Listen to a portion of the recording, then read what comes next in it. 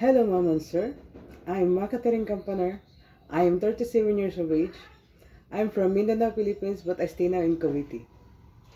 I am single. I am college graduate. I graduated BSc Nursing in the year 2009. I worked before in Kuwait for 9 years and 10 months with the same employer. I took good care with the person with disability. I do some house chores, but my priority is to look after her.